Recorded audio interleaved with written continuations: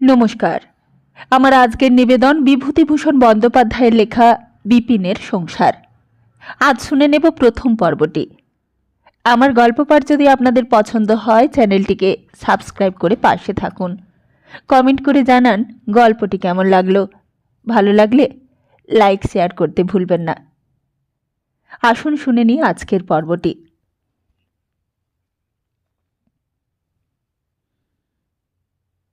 বিপিন সকালে উঠিয়া কলাই চটা পেয়ালাটায় সবে এক পেয়ালা চা লইয়া বসিয়াছে। এমন সময় দেখা গেল তেঁতুলতলার পথে লাঠি হাতে লম্বা চেহারায় কি যেন হন হন করিয়া উহাদেরই বাড়ির দিকে চলিয়া আসিতেছে। বিপিনের স্ত্রী মনোরমা ঘরের মধ্যে ঢুকিয়া বলিল, এই দেখো তো, একটা কি মিনসে এদিকে আসছে।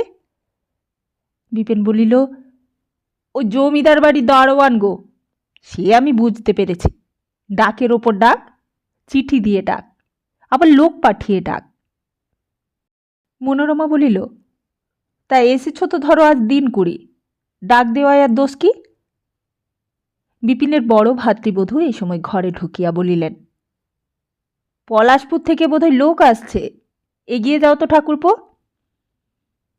বিপিন বিরক্ত মুখে চায়ের পেয়ালাটায় চুমুক দিয়া ঘর হইতে বাহির হইয়া উঠানে গিয়া দাঁড়াইল এবং আগন্তুক লোকটির সঙ্গে দুই একটা কথা বলিয়া তাকে বিদায় দিয়া একখানি চিঠি হাতে সোজা রান্নাঘরে গিয়া মাকে বলিল, এই দেখো মা, ওরা আবার চিঠি লিখেছে। দুদিন যে জিরোবো তারও উপায় নেই।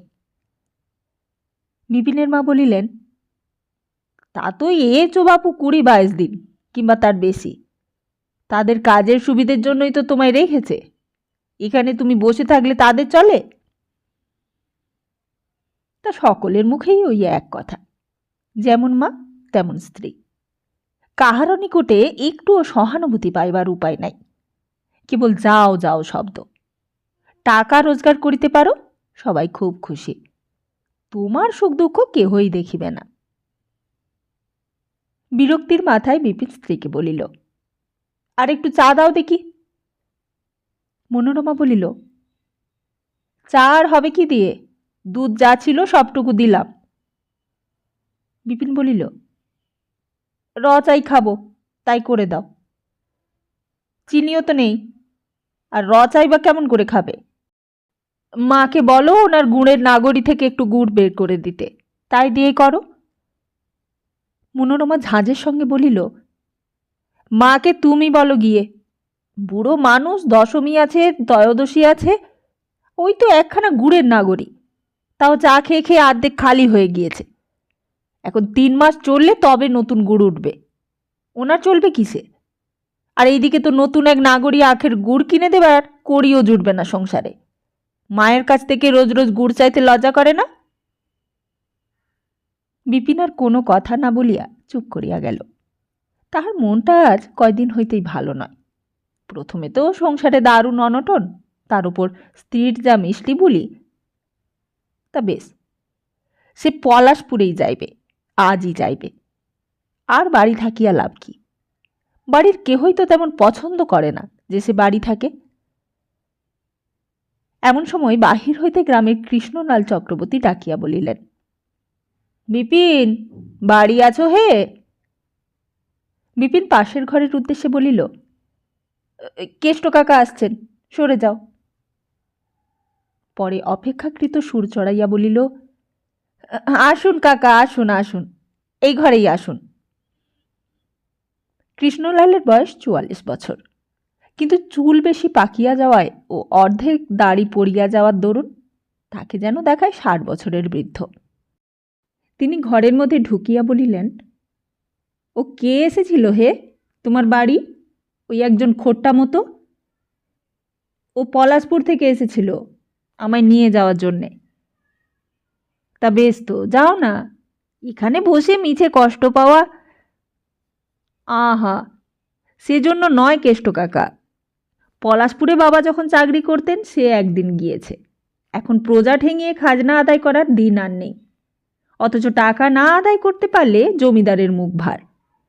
আমি ধোপাখালির কাছারিতে থাকি, আর পলাশপুর থেকে ক্লাবও লোক আসছে। ক্লাব তো লোক আসছে, ক্লাব তো টাকা পাঠাও, টাকা পাঠাও, টাকা পাঠাও।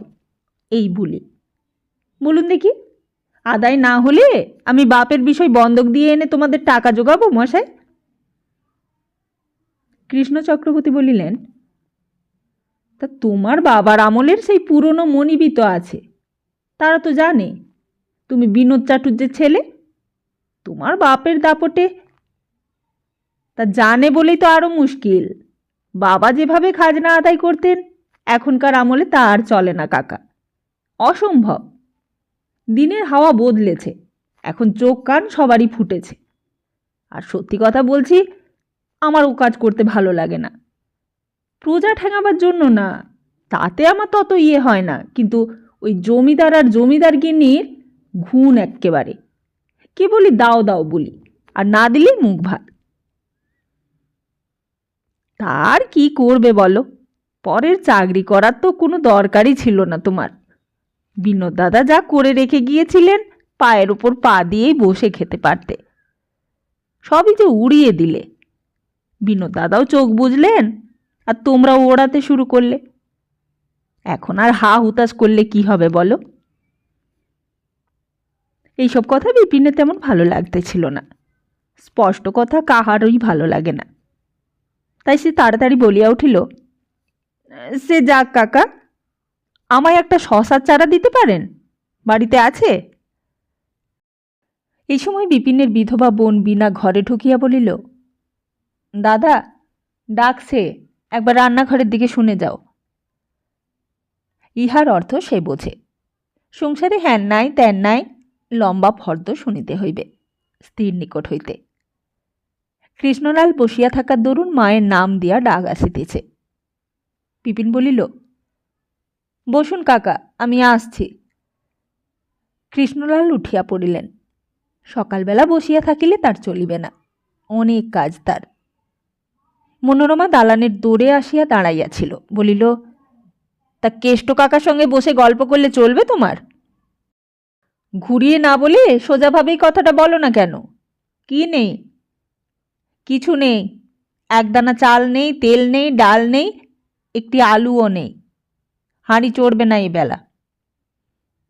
বিপিন ঝাঁঝের সঙ্গে বলিল, না চড়ে না চড়ুক, রোজ রোজ আর পারি নে, একবেলা উপোস করে সব পড়ে থাকো। মনোরমা কড়া সুরে জবাব দিল, লজ্জা করে না এই কথা বলতে?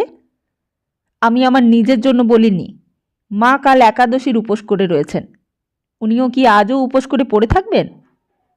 সবই কি আমার জন্য সংসারে আছে? ওই বিনারও গিয়েছে কাল একাদশী, ও ছেলে মানুষ, তা কপালটাই না হয়ে পুড়েছে, খিদে তেষ্টা তো আর পালায়নি তাই বলে। মনোরমার যুক্তি নিষ্ঠুর, অকাট্য। বিপিন বাড়ি হইতে বাহির হইয়া তেমাথার মোড়ের বড় তেঁতুলতলার ছায়ায় একখানা কাঠের গুঁড়ি পড়িয়া আছে, তারই উপর আসিয়া বসিল। চাল নাই, ডাল নাই, এই নাই ওই নাই, সে তো আর চুরি করিতে পারে না।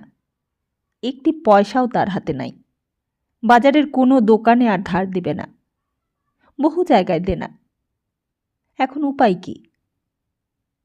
না, পলাশপুরেই যাওয়াটা স্থির।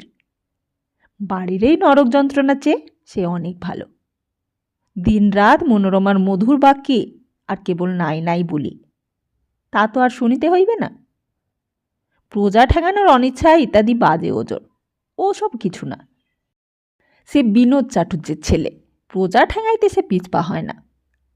কিন্তু আরেকটা কথাও আছে তাহার সেইখানে যাইবার অনিচ্ছার মূলে। ধোপাখালির কাছারির তহবিল হইতে সে জমিদারদের না জানাইয়া 40টি টাকা ধার করিয়াছিল, তাহা আর শোধ দেওয়া হয় নাই। বিপিনের ভয় আছে হয়তোবা এই ব্যাপারটা ধরা পড়িয়া গিয়াছে, আর সেই জন্যই জমিদারের এত ঘন ঘন তাগাদা তাহাকে লইয়া যাইবার জন্য। বিপিনের ছোট ভাই বলাই আজ 4-5 মাস অসুস্থ, তাহার চিকিৎসার ব্যবস্থা করার জন্যই টাকা কয়টি নিতান্তই দরকার পড়িয়াছিল। বলাইকে রানাঘাটে লইয়া গিয়া বড় ডাক্তার দেখানো হইয়াছে, এবং এখন আগের চেয়ে সে অনেকটা সারিয়া উঠিয়াছে বলিয়া ডাক্তার আশ্বাসও দিয়াছেন। বলাই বর্তমানে রানাঘাটে মিশনারি হাসপাতালে আছে। পরদিন পলাশপুরে যাওয়ার পথে বিপিন রানাঘাট হাসপাতালে গেল। স্টেশন থেকে হাসপাতাল প্রায় মাইল খানেক দূরে। বেশ ফাঁকা মাঠের মধ্যে। বলাই দাদাকে দেখিয়া কাঁদিতে আরম্ভ করিল। দাদা, আমায় এখানে এরা না খেতে দিয়ে মেরে ফেললে, আমায় বাড়ি নিয়ে যাবে কবে? আমি তো সেরে গেছি, না খেয়েই মরলাম। তোমার পায়ে পড়ি দাদা, বাড়ি কবে নিয়ে যাবে আগে বলো। খেতে দেয় না তোর অসুখ বলে। সে আচ্ছা, পলাশপুর থেকে ফিরবার পথে তোকে ঠিক নিয়ে যাব। কি খেতে ইচ্ছে হয়? মাংস খাইনি কতদিন, মাংস খেতে ইচ্ছে হয়। বৌদিদির হাতের রান্না মাংস। আচ্ছা আচ্ছা, হবে হবে, এই মাসেই নিয়ে যাব। বিপিন আড়ালে নার্সকে জিজ্ঞাসা করিল, আমার ভাই মাংস খেতে চাইছে, একটু আদ্রু। নার্স এই দেশি খ্রিস্টান, পূর্বে কৈবর্ত ছিল, গোলগাল, দোহারা, বেশি বয়স নয়। ভ্রুকুটি করিয়া বলিল, মাংস খেয়ে মরবে যে, নেপথাইটিসের রুগী, অত্যন্তই ধারা কাঠের মধ্যে না রাখিলে এটুকু সেরে আসছে, তাও যাবে। মাংস। বৈকালের দিকে 5 মাইল পথ হাঁটিয়া বিপিন পলাশপুরে পৌঁছিল। বিপিনের বাবা বিনোদ চাটুর্যে এখানে কাজ করিয়া গিয়াছেন, সুতরাং বিপিনের জমিদার বাড়ির সর্বত্রই অবাধ গতি। সে অন্দরে ঢুকিতেই জমিদার গৃহিণী বলিয়া উঠিলেন, আরে এসো এসো বিপিন, কখন এলে? তারপর তোমার ভাই এখনো সেই হাসপাতালেই রয়েছে? কেমন আছে আজকাল? জমিদার অনাদি চৌধুরী বিপিনের গলার স্বর শুনিয়া দোতলা হইতে ডাক দিয়া বলিলেন, ও কে? বিপিন না? তা এতদিন পর এলে? 10 দিনে ছুটি নিয়ে বাড়ি গিয়ে 2 মাস করলে? এইরকম করে কাজ চলবে? আচ্ছা দাঁড়াও, আমি আসছি। বিপিন জমিদার গৃহিণীকে প্রণাম করিল। গৃহিণীর বয়স 40 ছাড়াইয়াছে, রং ফর্সা, মোটা সোটা চেহারা, পরনে চওড়া লালপাড় শাড়ি, হাতে 2 গাছা সোনার বালা ছাড়া অন্য কোনো গহনা নাই। তিনি বলিলেন, এসো এসো, বেঁচে থাকো বাবা, তোমাকে ডাকার আরও বিশেষ দরকার। খুকিকে নিয়ে জামাই আসছেন বুধবারে, ঘরে একটা পয়সা নেই। ধোপাখালির কাছারি আজ 2 মাস বন্ধ, তাগাদাপত্র না করলে জামাই এলে যে একেবারে মুশকিলে পড়ে যেতে হবে। সেই জন্যই কর্তা তোমার ওখানে কাল লোক পাঠিয়েছিলেন তোমাকে নিয়ে আসতে। অনাদি চৌধুরী ইতিমধ্যে নামিয়া আসিয়াছিলেন। তার বয়স 60-এর উপর। বর্তমান গৃহিণী তার দ্বিতীয় পক্ষ। বাতের রোগী বলিয়া খুব বেশি নড়াচড়া করিতে পারেন না, আর যদিও বা শরীর এখনও বেশ বলিষ্ঠ, একসময় দুর্দান্ত জমিদার বলিয়াই ইহার যথেষ্ট খ্যাতি ছিল। অনাদি চৌধুরী বলিলেন, খুকি আসছে বুধবারে, এদিকে ধোপাখালির কাছারি আজ 2 মাস বন্ধ, একটি পয়সাও আদায় তল্লাশি নেই। তোমার কাণ্ডজ্ঞানটা যে কি তাও তো বুঝি নে। তোমার বাবার আমলে এই মহল থেকে 300 টাকা ফি মাসে আদায় ছিল, আর তার এখন সেই জায়গায় 50-60 টাকা আদায় হয় না।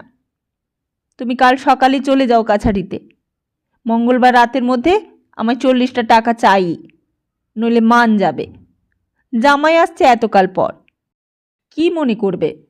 আদর যত্ন করব কি দিয়ে? জমিদার গৃহিণী বলিলেন, আর আসবার সময় কিছু কুমড়া, বেগুন, থোড় কিংবা মোচা, আর যদি পারো ভালো একটা মাছ রঘুদের পুকুর থেকে, আর কিছু শাকসবজি আনবে। ওই ঘানি ভাঙানো সর্ষের তেল এনো 250-এর, আর 1 ভাঁড় আখের গুড় যদি পাও। বিপিন মনে মনে হাসিল। জমিদার গৃহিণী যে এই সমস্ত আনিতে বলিতেছেন, সবই বিনামূল্যে প্রজা ঠেঙাইয়া, নতুবা পয়সা ফেলিলে জিনিসের অভাব কি? আর যদি পাও কথাটার মানেই হইল যদি বিনামূল্যে পাও। এমনই ছোট নজর, আর এমনই কৃপণ স্বভাব। পরের জিনিস এমনই যোগাইতে পারো, খুব খুশি। দায় পড়িয়াছে বিপিনের পরের সাপমান্নি কুড়াইয়া তাহাদের জন্য বেসাতি আনিবার। এমনিতেই তো ছোট ভাইটা হাসপাতালে পড়িয়া শুষিতেছে, আর এই সবের জন্যই এখানকার চাকুরি অন্ন তাহার গলা দিয়ে নাবে না। পলাশপুর হইতে ধোপাখালির কাছারি 8 ক্রোশ দূর। নায়েবের জন্য গাড়ির ব্যবস্থা করিবেন তেমন পাত্র অনাদি চৌধুরী নন, সুতরাং সারা পথটা হাঁটিয়া সন্ধ্যার পূর্বে বিপিন কাছারি পৌঁছিল। কাছারি ঘরে ক্যানেস্ত্রা কাটা টিনের দেওয়াল আর চালের ঘর। স্থানীয় জৈনিক নাপিতের পুত্র মাসিক 12 আনা বেতনে কাছারিতে ঝাঁটপাটের কাজকর্ম করে। বিপিন তাহাকে সংবাদ দিয়া আনাইল। সে ঘর খুলিয়া ঝাঁট দিয়া কাছারি ঘরটাকে রাত্রিবাসের কতকটা উপযোগী করিয়া তুলিল বটে, কিন্তু বিপিনের ভয় হইতেছিল মেঝেতে যেরকম বড় বড় 4-5টা ইঁদুরের গর্ত হইয়াছে, রাত্রিবেলা সাপ খোপ না বাহির হয়। চাকর ছোকরা একটা কাঁচ ভাঙা হ্যারিকেন লণ্ঠন জ্বালিয়া ঘরের মেঝেতে রাখিয়া বলিল, নায়েববাবু রাত্রে কি খাবা? কিছুই খাবো না, তুই যা। সে কি বাবু, তা কখনো হতে পারে? খাবা না কিছু? রাত কাটাবা কেমন করে? একটুকু দুধ দেখে আসি পাড়ার মধ্যে, আপনি বসেন বাবু। এই ছোকরা চাকর যে যত্ন করে, দরদ দেখায়, বিপিন অনেক আপনার লোকের কাছেও তেমন ব্যবহার পায় নাই। এই কথা তাহার মনে হইল। অন্ধকার রাত্রি, কাছারির সামনে একটু ফাঁকা মাঠ, অন্য সব দিকে ঘন বাঁশবন। এক কোণে একটা বড় বাদাম গাছ। অনাদি চৌধুরীর বাবা হরিনাথ চৌধুরী কাছারি বাড়িতে এটি শখ করিয়া পুঁতিয়াছিলেন। ফলের জন্য নয়, বাহার ও ছায়ার জন্য। বাঁশবনের অন্ধকার রাত্রে ঝাঁকে ঝাঁকে জোনাকি ঘুরিয়া ঘুরিয়া চক্রাকারে উড়িতেছে, ঝিঝি ডাকিতেছে, মশা বিন বিন করিতেছে কানের কাছে। কাছারির কাছাকাছি লোকজনের কোনো বাস নাই, ভারী নির্জন। বিপিন একা বসিয়া বাহিরের দিকে চাহিয়া ভাবিতে লাগিল। কত কথাই না তার মনে আসিল। বাড়ি হইতে আসিয়া মনটা তাহার ভালো নয়। হাসপাতালে ছোট ভাইটার রোগ শীর্ণ মুখ মনে পড়িল। মনোরমার ঝাঁঝালো টকটক কথাবার্তা মনে পড়িল। সংসারে ঘোর অনটন। বাজারে হেন দোকান নাই যেখানে দেনা নাই। আজ শনিবার। সামনের বুধবার মহাল হইতে 40টা টাকা ও 1 গাদা ফল, তরকারিপত্র, মাছ, দই জমিদার বাড়ি লইয়া যাইতে হইবে, জামাইয়ের অভ্যর্থনা জোগাড় করিতে। 3 দিনের মধ্যে এই গরিব গাঁয়ের 40টা টাকা আদায় হওয়া তো দূরের কথা, 10টি টাকা হয় কিনা সন্দেহ। অথচ জমিদার কিংবা জমিদার গিন্নি তা বুঝিবেন না। দিতে না পারিলেই মুখ ভার হইবে তাদের। কি যে বিষম মুশকিলেই সে পড়িয়াছে, অথচ চিরটা কাল তাহাদের এমন অবস্থা ছিল না। বিপিনের বাবা এই কাছারিতেই এক কলমে 19 বছর কাটাইয়া গিয়াছেন। এই জমিদারদের কাজেই যথেষ্টই অর্থ রোজগার করিতেন। বাড়িতে লাঙল রাখিয়া চাষবাস করাইতেন। গ্রামের মধ্যে যথেষ্ট নামডাক, প্রতিপত্তিও ছিল। বাবা চক্ষু বুঝিবার সঙ্গে সঙ্গে সব গেল। কতক গেল দেনার দায়, আবার কতক গেল তাহারই বদ খেয়ালিতে। অল্প বয়সে কাঁচা টাকা হাতে পাইয়া কুসঙ্গীর দলে ভিড়িয়া স্ফূর্তি করিতে গিয়া টাকা তো উড়িলই, ক্রমে জমি জমাও বাধা পড়িতে লাগিল। আর তারপর বিবাহ, সে এক মজার ব্যাপার। তখনও পর্যন্ত যতটুকু নামডাক ছিল প্রত্যেক আমলের, তাহারই ফলে এক অবস্থাপন্ন বড় গৃহস্থের ঘরের মেয়ের সহিত তাহার বিবাহ হইল।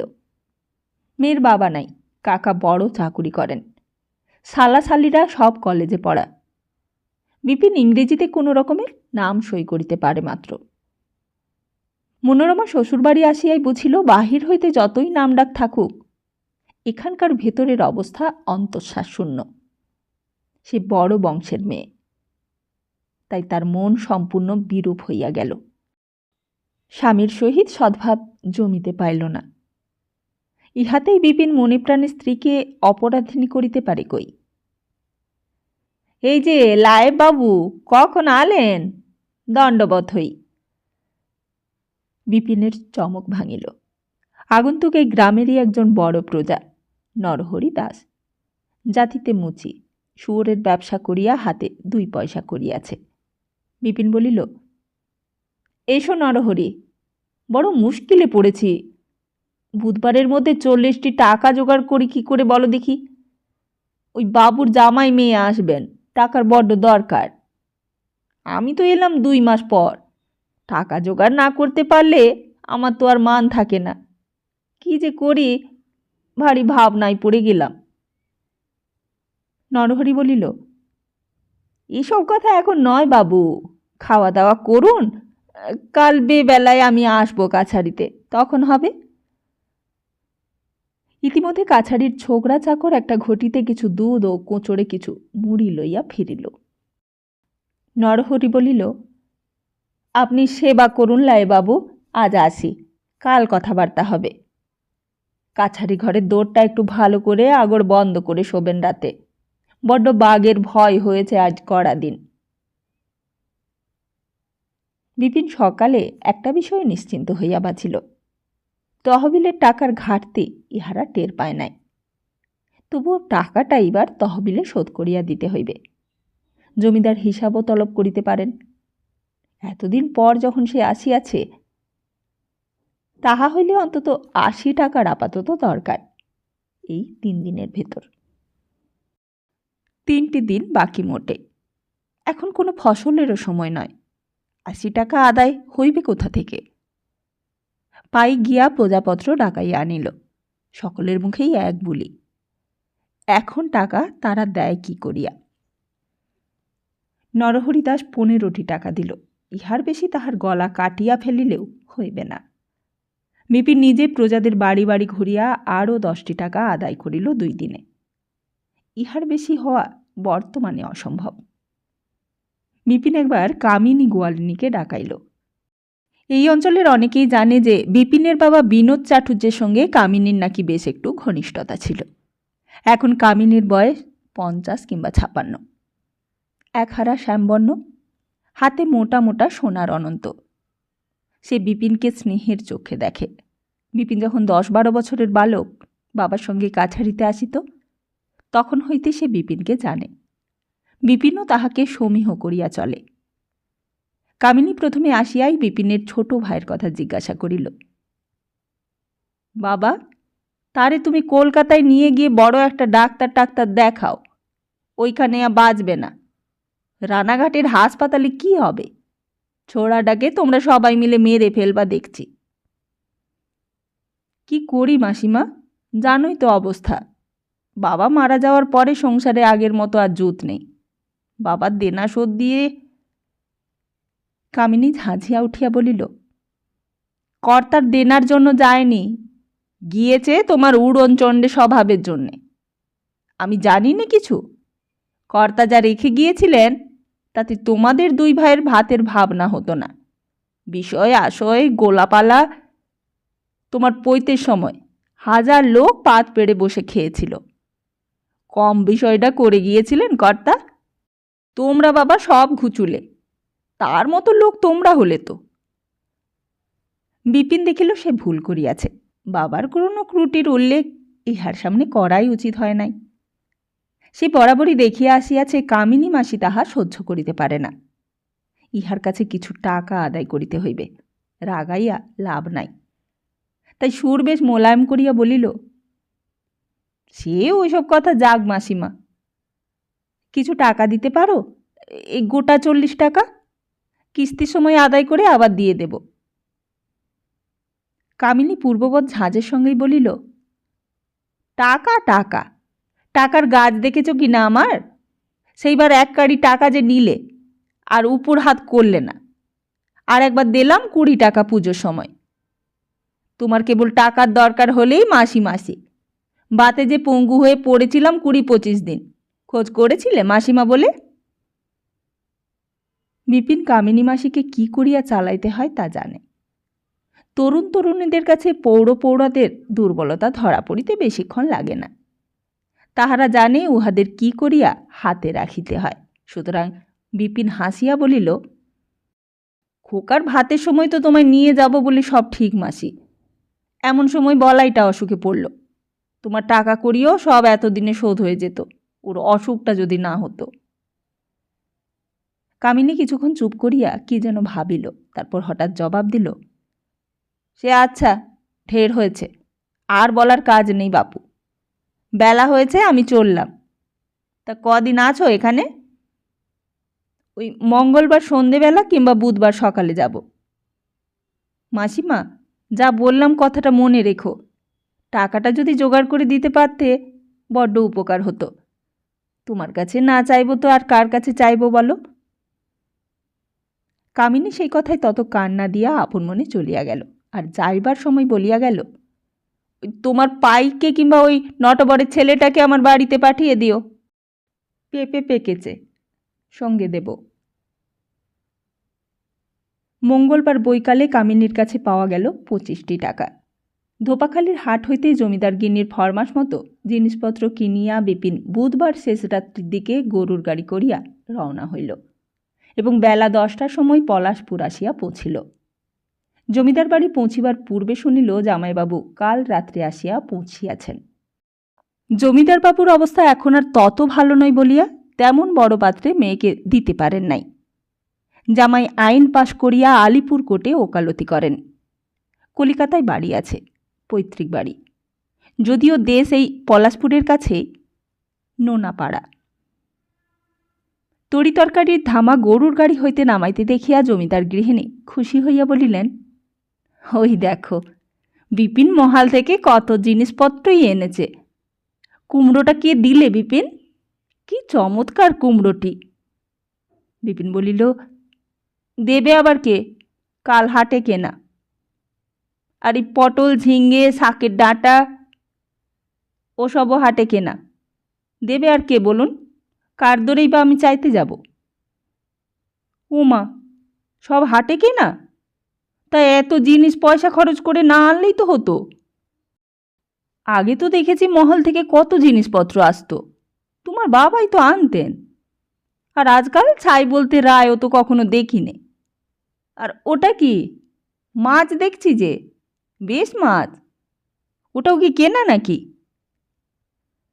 250 7 আনা দরে, 17.5 আনায় নগদ কেনা। জমিদার গিন্নি বিরক্তির মুখে বলিলেন, কে বাপু তোমায় বলেছিল নগদ পয়সা ফেলে 250 মাছ কিনে আনতে? মহালে নেই 1 পয়সা আদায়, এর ওপর আবার তরি তরকারি মাছ 2 টাকার ওপর খরচ করে ফেলতে কে বলেছিল তোমায় জিজ্ঞেস করি? বিপিন বলিল, 2 টাকার ওপর কি বলছেন? 3.5 টাকা খরচ হয়েছে। আর আপনি সেই 1 নাগরি আখের গুড় আনতে বলেছিলেন, তাও এনেছি। ওই 7.5 সের নাগরি, 3 আনা করে সের হিসেবে। জমিদার গিন্নি রাগিয়া বলিলেন, থাক থাক, আর হিসেব দেখাতে হবে না। তোমাকে আমি ওইসব কিনে আনতে কি বলেছিলাম যে আমার কাছে হিসেব দেখাচ্ছ? বিপিন খুশির সহিত ভাবিল, বেশ হয়েছে, মরছেন জ্বলে, পয়সা খরচ হয়েছে বলে। কি কঞ্জুস আর কি ছোট নজর রে বাবা। কিন্তু মুখে সে কোনো কথা না বলিয়া চুপ করিয়া রহিল। জামাইটির সঙ্গে তাহার দেখা হইল বিকালের দিকে। বয়স 26-27 বছর, একটু হৃষ্টপুষ্ট, চোখে চশমা, গম্ভীর মুখ। বৈঠকখানায় বসিয়া কি যেন ইংরেজি কাগজ পড়িতেছিলেন। বিপিন বার কয়েক বৈঠকখানায় যাওয়া আসা করিল বটে, কিন্তু জামাইবাবুর বোধ করি তাহার অস্তিত্বের প্রতি বিশেষ কিছু মনোযোগ না দিয়াই একমনে খবরের কাগজ পড়িয়া যাইতে লাগিলেন। বিপিনের রাগ হইল। তখনই সে সংকল্প করিল, সেও দেখাইবে, বড়লোকের জামাইকে সে গ্রাহ্যও করে না। তুমি আছো বড়লোকের জামাই, তাতে আমার কি? বিপিন বৈঠকখানা ঘরে ঢুকিয়া ফরাস বিছানো চৌকির একপাশে বসিয়া খানিক্ষণ নিঃশব্দে রহিল। 10 মিনিট কাটিয়া গেল, জামাইবাবু তাহার দিকে ফিরিয়াও চাহিলেন না, কিংবা একটা কথাও বলিলেন না। বিপিন পকেট হইতে বিড়ি বাহির করিয়া ধরাইল এবং ইচ্ছা করিয়াই ধোঁয়া ছাড়িতে লাগিল, আর এমনভাবে যাহাতে জামাইয়ের চোখে পড়ে। জামাইবাবু বোধ হয় এইবার ধূম্র হইতে বহ্নিমান পর্বতের অস্তিত্ব অনুমান করিয়া খবরের কাগজ চোখের সম্মুখ হইতে নামাইলেন। বিপিনকে তিনি চেনেন, বিবাহের পর 2-3 বার দেখিয়াওছেন। শ্বশুরের জমিদারির জৈনিক কর্মচারী বলিয়াও জানেন। তাহাকে এইরূপ নির্বিকার ও বেপরোয়াভাবে তাহার সম্মুখে বিড়ি ধরাইয়া খাইতে দেখিয়া তিনি বিস্মিত তো হইলেনই, লোকটার বেয়াদবিতেও একটু রাগ হইল। কিন্তু সেই বেয়াদবির সীমা অতিক্রম করিয়া তাহাকে সম্পূর্ণ নির্বাক করিয়া দিল যখন সেই লোকটা দাঁত বাহির করিয়া একগাল হাসিয়া বলিল, জামাইবাবু কেমন আছেন? চিনতে পারেন? বিড়ি টিড়ি খান নাকি? নিন না, আমার কাছে আছে। কথা শেষ করিয়া লোকটা একটা দিয়াশালাই ও বিড়ি তাহার দিকে আগাইয়া দিতে আসিল। নিতান্তই বেয়াদব ও অসভ্য। জামাইবাবু বিপিনের দিকে না চাহিয়া গম্ভীর মুখে সংক্ষেপে উত্তর দিলেন, থাক, আমার কাছে আছে। এই বলিয়া পকেট হইতে রৌপ্য নির্মিত সিগারেটের কেস বাহির করিয়া একটি সিগারেট ধরাইলেন। বিপিন ইহাতে অপমানিত মনে করিল। প্রতিশোধ লইবার জন্য পাল্টা অপমানের অন্য কোনো ফাঁক খুঁজিয়া না পাইয়া সে বলিয়া উঠিল, জামাইবাবু, ও কি সিগারেট? একটা এদিকে দিন দেখি। বাড়ির গোমস্তা জমিদারবাবুর জামাইয়ের নিকট সিগারেট চায়? ইহার অপেক্ষা বেয়াদপি ও অপমান আর কি হইতে পারে? বিপিন সিগারেটের জন্য গ্রাহ্য করে না, কিন্তু লোকটাকে অপমান করিয়াই তাহার সুখ। জামাইবাবু কিন্তু রৌপ্য নির্মিত সিগারেট কেস হইতে একটা সিগারেট বাহির করিয়া তাহার দিকে ছুঁড়িয়া দিলেন। কোনো কথাই বলিলেন না। বিপিন সিগারেট ধরাইয়া বলিল, তারপর জামাইবাবু কবে এলেন? কাল রাত্রে। বাড়ি সব ভালো তো? আপনি এখন সেই আলিপুরেই ওকালতি করছেন? বেশ বেশ। আর দিদিমণি আর ছেলে পুলেদেরও সব এখানে এনেছেন নাকি? এতগুলি কথার উত্তর দিতে গিয়া জামাইবাবু একবারও তাহার দিকে চাহিলেন না।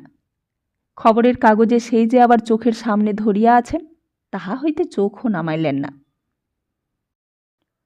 অন্য কোনো উপায় না ঠাউরাতে পারিয়া বলিল, মানির শরীর বেশ ভালো আছে তো? মানি জমিদার বাবুর মেয়ে সুলতার ডাকনাম। ডাকনামে গ্রামের মেয়েকে ডাকা এমন কিছুই আশ্চর্য নয়।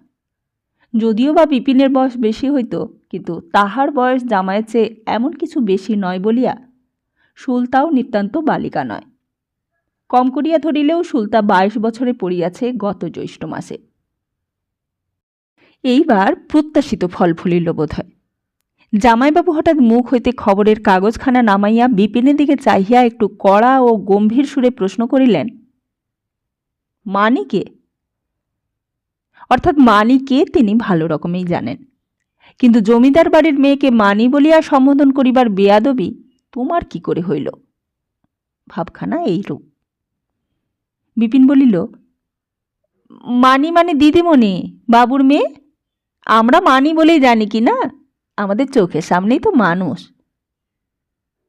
আর ঠিক এই সময় চা ও জলযোগের জন্য অন্দর বাড়ি হইতে জামাইবাবুর ডাক পড়িল। বিপিন বসিয়া আরেকটি বিড়ি ধরাইল। শহুরে জামাইবাবুর চালবাজি সে ভাঙিয়া দিয়াছে। বিপিনকে এখনো সে চেনে নাই। চাকুরির পরোয়া সে করে না। আর কেহ যে তাহার সামনে চাল দেখাইয়া তাহাকে ছোট করিয়া রাখিবে, ইহা অসহ্য তাহার। ঝি আসিয়া বলিল, নায়েব বাবু, মা ঠাকুরন বললেন আপনি কি এখন জল টল কিছু খাবেন? রাগে বিপিনের গা জ্বলিয়া গেল। এইভাবে জিজ্ঞাসা করিয়া পাঠাইলে অতি বড় নির্লজ্জ লোকও কি বলিতে পারে যে সে খাইবে? ইহাই ইহাদের বলিয়া পাঠাইবার ধরন। সাধে কি আর সে এখানে থাকিতে নারাজ? রাত্রে খাওয়ার সময়েও এই ধরনের ব্যাপার অন্য রূপ লইয়া দেখা দিল। দালানের একপাশে জামাইবাবু ও তাহার খাবার জায়গা হইয়াছে। জামাইয়ের পাতে চারিদিকে 18টা বাটি, আর তাহাকে দিবার সময় সব জিনিসই পাতে দিয়া যাইতেছে। তাহার পর দেখা গেল জামাইবাবুর পাতে পড়িল পোলাও, আর তাহার পাতে সাদা ভাত। অথচ বিপিন বিকেল হইতেই খুশির সহিত ভাবিয়াছে রাত্রে পোলাও খাওয়া যাইবে। পোলাও রান্নার কথা সে জানিত। কি ভাগ্য! জামাইয়ের পাতে লুচি দেওয়ার সময় জমিদার গিন্নি তাহার পাতেও খান চাল লুচি দিলেন। বিপিন খাইয়ে লোক। চারিখানা লুচি শেষ করিয়া বসিয়া আছে দেখিয়া জমিদার গিন্নি বলিলেন, বিপিনকে লুচি দেব? ইহা জিজ্ঞাসা করা নয়, দিব্য পরিস্ফুট স্বগত উক্তি। অর্থাৎ ইহা শুনিয়া যদি বিপিন লুচি আনিতে বারণ করিয়া দেয়। কিন্তু বিপিন তরুণ যুবক, ক্ষুধাও তাহার যথেষ্ট। চক্ষুলজ্জা করিলে তাহার চলে না, তাই সে চুপ করিয়া রহিল। জমিদার গিন্নি আবার 4খানা গরম লুচি আনিয়া তাহার পাতে দিয়া দিলেন। বিপিন সেই কখানা শেষ করিতে এইবার কিছু বিলম্ব করিল চক্ষুলজ্জায় পড়িয়া, কারণ ওইদিকে জামাইবাবু হাত গুটাইয়াছেন। জমিদার গিন্নি ঘরের দোরে ঠেস দিয়া দাঁড়াইয়াছিলেন। বললেন, বিপিনকে লুচি দেব? ইহাও জিজ্ঞাসা নয়, পূর্ববৎ স্বগত উক্তি। বিপিন ভাবিল, এ তো ভালো মুশকিলে পড়া গেল। লুচি দেব, লুচি দেব, তা দেবার ইচ্ছে হয় দিয়েই ফেলো না, মুখে অমন বলার দরকার কি? জমিদার গৃহিণী যদি ভাবিয়া থাকেন যে বিপিন আর লুচি আনিতে বারণ করিবে, তবে তাহাকে নিরাশ হইতে হইবে। বিপিন কোনো কথাই আর বলিল না। আবার চারিখানা লুচি আসিল। চারিখানি করিয়া ফুলকো লুচিতে বিপিনের কি আর হইবে?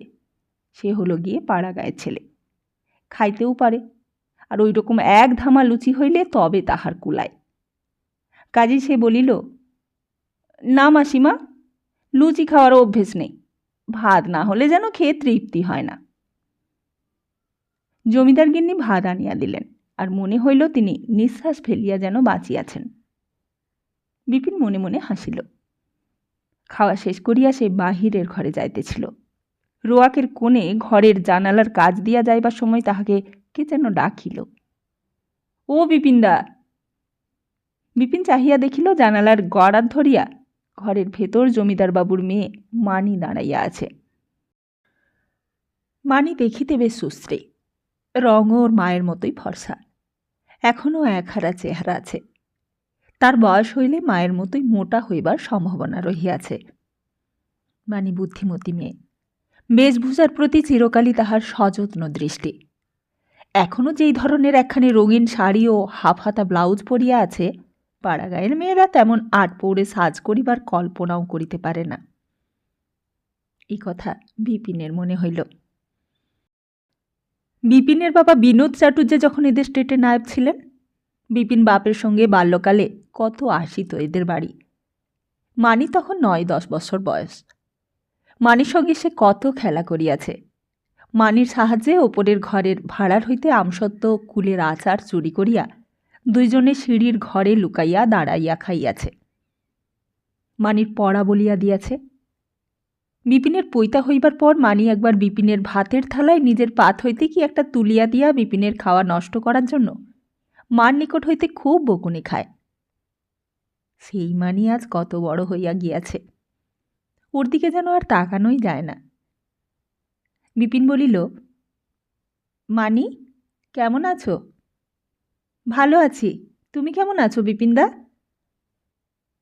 বিপিনের মনে হইল তাহার সহিত কথা বলিবার জন্যই মানি এই জানালার ধারে অনেকক্ষণ হইতেই দাঁড়াইয়া আছে। মানিকে একসময় বিপিন যথেষ্ট স্নেহের চক্ষে দেখিত। ভালোবাসা হয়তো তখন ঠিক জন্মায় নাই, কিন্তু বিপিনের সন্দেহ হয় মানি তাহাকে যে চক্ষে দেখিত, তাহাকে শুধু স্নেহ কিংবা শ্রদ্ধা বলিলে ভুল হইবে। তাহা আরও বড়, ভালোবাসা ছাড়া তাহার অন্য কোনো নাম দেওয়া বোধ হয় চলে না। মানির কথা বিপিন অনেকবার ভাবিয়াছে। একসময় মানি ছিল তাহার চোখের নারী সৌন্দর্যের আদর্শ। মনোরমাকে বিবাহ করিবার সময় বাসর ঘরে মানির মুখ কতবার মনে আসিয়াছে। তবে সে আজ 6-7 বছরের কথা। তাহার নিজের বয়সই হইতে চলিল 27-28। বিপিন বলিল, খুব ভালো আছি, তুমি যে মাথায় খুব বড় হয়ে গিয়েছ মানি। বিপিনদা, ওই রকম করে কথা বলছো কেন? আমি কি নতুন লোক এলাম? বিপিনের মনে পড়িল মানিকে সে কখনো তুমি বলে নাই, চিরকালই তুই বলিয়া আসিয়াছে। এখন অনেক দিন পর দেখা, তাই প্রথমটা একটু সংকোচ বোধ করিতেছিল। বলিল, কলকাতার লোক এখন তোরা, তুই কি আর সেই পাড়া গিয়ে ছোট্ট মানিটি আছিস? তুমি কি আমাদের কাছারিতে কাজে ঢুকেছ? হ্যাঁ, না ঢুকে কি করি, সংসার একেবারে অচল। তোর কাছে বলতে কোনো দোষ নেই মানি। যেই দিন এখানে এলুম এবার, না হাতে একটি পয়সা, না ঘরে এক মুঠো চাল। আর ধর লেখাপড়াই বা কি জানি, কিছুই না। কিন্তু তুমি এখানে টিকতে পারবে না বিপিনদা, তুমি ঘোর খামখেয়ালি মানুষ। তোমায় আর আমি চিনি নে। বিনোদ কাকা যে এরকম করে কাজ করে টিকে থেকে গিয়েছিল, তুমি কি তেমন পারবে? আজই কি সব করেছ? 2-3 টাকা খরচ করে দিয়েছ, মা বলছিলেন বাবাকে। এই বলিয়া মানি হাসিল। বিপিন বলিল, তা যদি খরচই করে থাকি, সে তো তোদেরই জন্যে। তুই এসেছিস এতকাল পর, একটু ভালো মাছ না খেতে পেলে তুই বা কী ভাববি? মানি মুখ টিপিয়া হাসিয়া বলিল, মহাল থেকে মাছ আনলে না কেন? কে মাছ দেবে বিনে পয়সায় তোদের মহালে? বাবার আমলের সেই ব্যাপার আর আছে নাকি? এখন লোক চালাক হয়ে গিয়েছে, তাদের চোখ কান ফুটেছে। তোর মা কি সেই খবর রাখেন? তা নয়, বিনোদ কাকার মতো ডান পিঠে দুধেও তো তুমি নও বিপিনদা।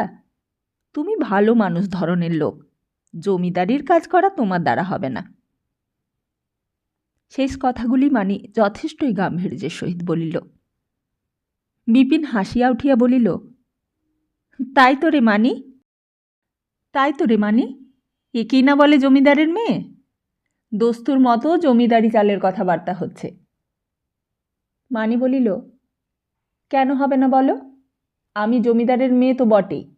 সংস্কৃত পড়নি বিপিনদা?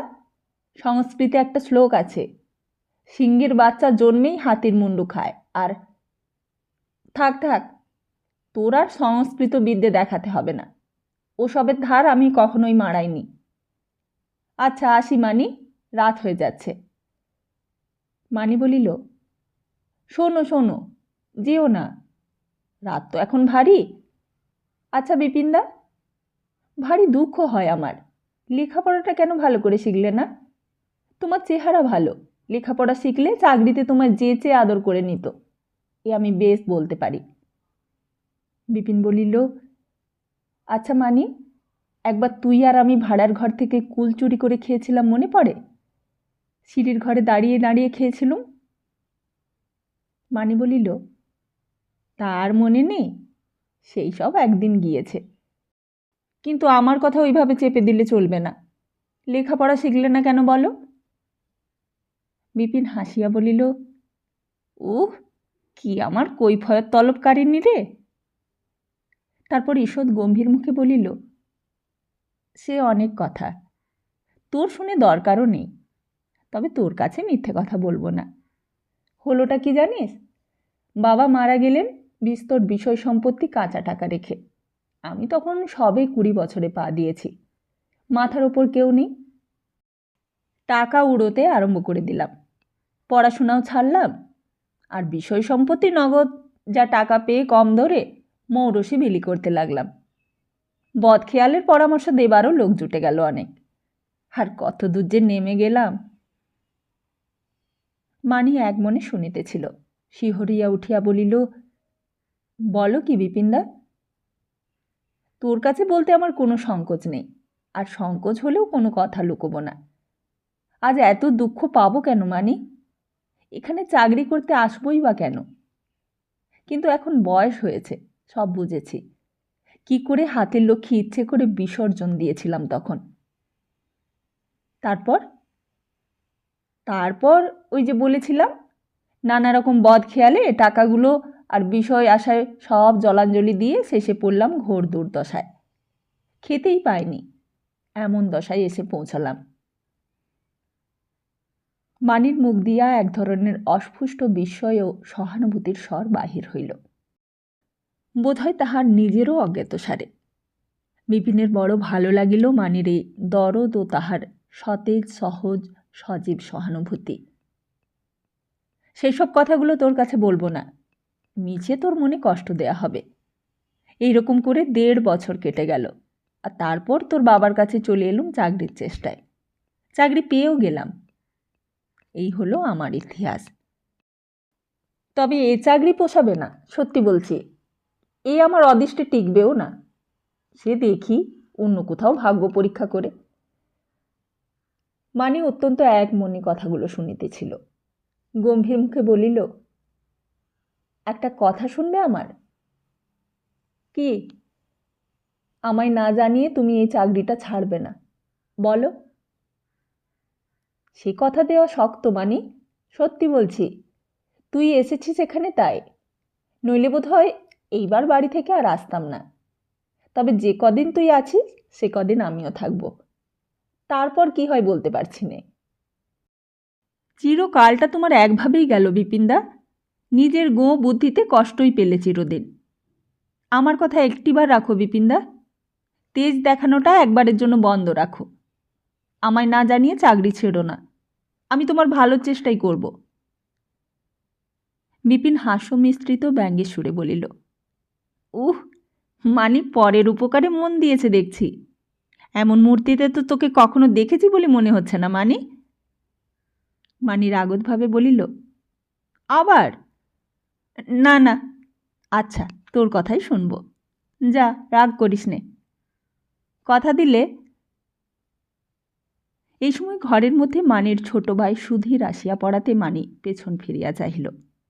বিপিন তাড়াতাড়ি বলিল, চলি মানি, শুই গে, রাত হয়েছে, শরীর ক্লান্ত আছে খুব। সারাদিন মহালে টোটো করে ঘুরেছি রোদ্দুরে। আমরা শুনছিলাম বিভূতিভূষণ বন্দ্যোপাধ্যায়ের লেখা বিপিনের সংসার।